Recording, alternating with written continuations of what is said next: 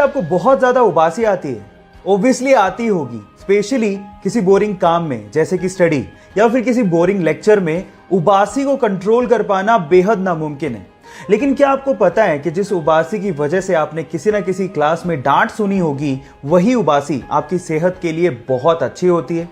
जहां एक और मोबाइल का एक्सेस यूज आपके माइंड का टेम्परेचर बढ़ा देता है, वहीं उबासी आपके दिमाग को ठंडा रखती है। इसके अलावा उबासी आपके ब्रेन को ज्यादा तादाद में ऑक्सीजन को सप्लाई करने का भी काम करती है। इसलिए गाइस, उबासी लेते रहो क्योंकि उबासी आपकी सेहत के लिए बहुत अच्छी है। ये इंटरेस्टिंग फैक्ट सुन के आपको कैसा लगा, चैट सेक्शन में लिखना मत भूलिएगा। गाइस, क्या आपको पता है कि अंटार्कटिका को रेगिस्तान यानी कि डेजर्ट कहा जाता है? अब आप लोग सोच रहे होंगे अंटार्कटिका को रेगिस्तान क्यों कहते हैं, वहां पर तो चारों तरफ बर्फ ही बर्फ है, वहां पर कौन सी पानी की कमी हो गई?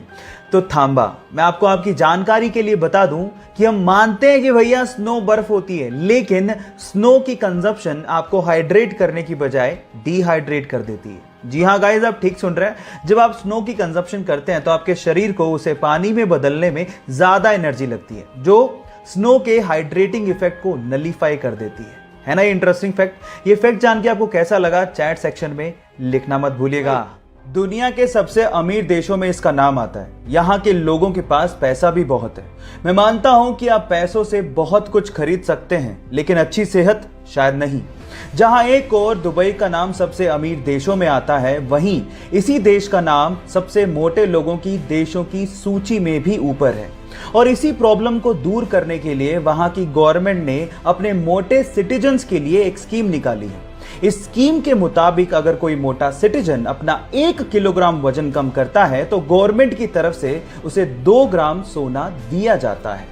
इससे अच्छा मोटिवेशन और क्या हो सकता है? आपको ये इंटरेस्टिंग फैक्ट जान के कैसा लगा, चैट सेक्शन में लिखना मत भूलिएगा। इराक में जब रात में खुली सड़कों पर लगने वाली दुकानें बंद हो जाती हैं, तो जो लोग किताबों की दुकानें सड़कों पर लगाते हैं, वो अपनी किताबें सड़कों पर यूं ही खुला छोड़ के चले जाते हैं और घर पे जाके आराम से सो जाते हैं। अब आप लोग कहेंगे कि किताबें खुली सड़क पर यूं ही पड़ी हैं, तो क्या चोरी नहीं होती?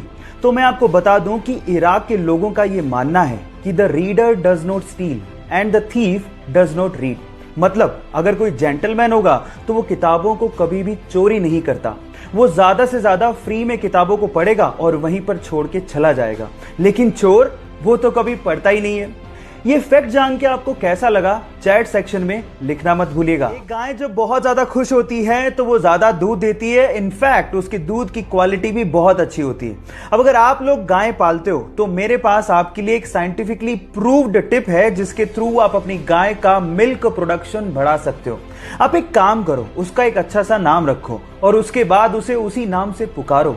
जब आप ऐसा करते हो तो उसे लगने लगता है कि उसकी एक अलग आइडेंटिटी, एक अलग पहचान है। सिर्फ नाम से पुकारे जाने से वो खुश होकर आपको 3 से 4% ज्यादा दूध देगी। ऐसा साइंटिफिकली प्रूव हो चुका है, क्योंकि उसे लगने लगता है कि आप उसे वैल्यू दे रहे हो, उसे सम्मान कर रहे हो। ये टिप जान के आपको कैसा लगा, चैट सेक्शन में लिखना मत भूलिएगा।